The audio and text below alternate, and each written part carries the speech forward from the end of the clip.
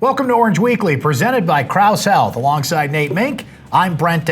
Coming up, Syracuse starts the season at Liberty. What do we know about the Flames? Plus, we'll hear from Syracuse head coach Dino Babers in Syracuse Soundbites. But Nate, welcome back. Here we are again. Football has returned, and quite a difference from a year ago when we did this show, and most Syracuse fans, I think, would be satisfied with 6 wins in a bowl game. Expectations have changed quite a bit. A year later, after a 10-win season, the Camping World Bowl, Syracuse preseason ranked for the first time in about 20 years. So my first question to you is, can this team live up to the hype?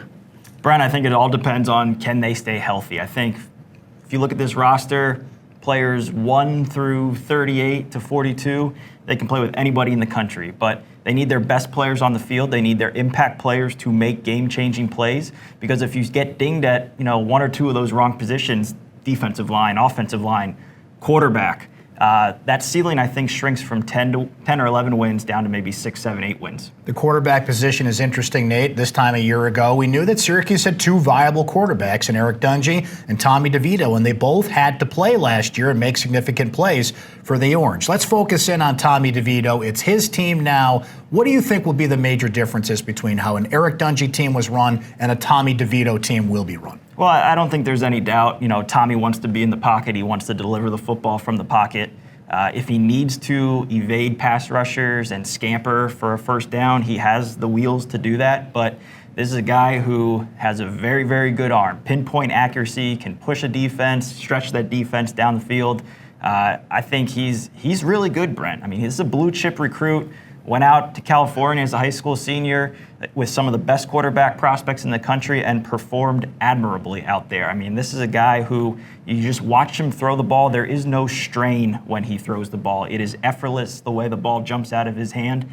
And he's got a cadre of receivers and a really, really deep backfield to distribute that ball to. And I think the sooner that ball gets into those playmakers' hands, the quicker they move down the field. It's really the perfect setup for Tommy to come in and take over. He has experience. It's his 3rd year. He's not being thrown to the wolves early, as Eric Dungey unfortunately was early in his career. So I think Syracuse fans really excited about Tommy. Now, when we look at the offense and defense, Nate, Dino Babers, and most football coaches will do this, but Dino has stressed depth. And we get into year 4 of a Dino Babers coach team here at Syracuse. So what are the things that he's not losing sleep over? And what are the things that right up until kickoff against Liberty, he's probably going to be wondering about? I think, Brent, he feels good about his starting lineup and maybe, the majority of those second teamers. He loves his quarterback. He loves his starting wideouts. He has 2 really, really good running backs, probably can go as deep at 4 at running back. His defensive line has 2 10-sack pass rushers returning in Kendall Coleman and Alton Robinson. They're long, they're athletic, they're rangy in the secondary. But again, I think if you start getting dinged at, say, linebacker, where you have 2 seniors who are going to carry that flag this year, and you got to start playing, true freshmen or second-year players, that becomes a question mark. If you get dinged on the offensive line, where you have 4 guys who have played a lot of football for you there, if you start getting hit at that position and you have to play, again, redshirt freshmen who maybe shouldn't be on the field quite this early, I think that disrupts the whole operation. So, the depth, I think, to answer your question, is the thing he still is worried about, because I think if he knows if his best players are on the field, they are ring chasing this year. They can compete for a conference championship. If you get hit at the wrong position, you maybe lose that goal. And that Clemson game is the one everybody's pointing to, but that's in week 3, Nate. The first game for the Orange is Liberty. We'll talk about the Flames coming up, but first, let's hear from Syracuse head coach Dino Babers in Syracuse Soundbites.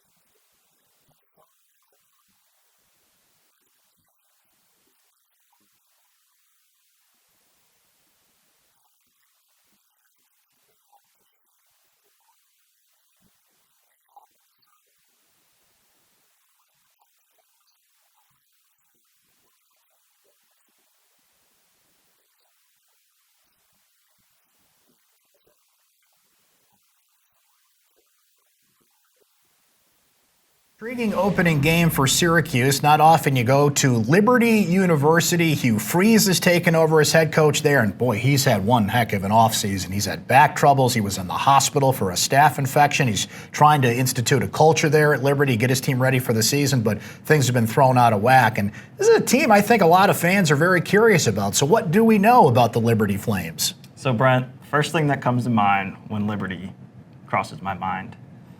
Liberty, liberty, liberty, liberty. I love it. All right, switching to football. I've dug into them a little bit.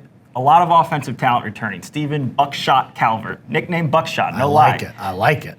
Gunslinger, too. Senior quarterback, has played a lot of football. He's back. Two tailbacks, so they can go too deep at tailback.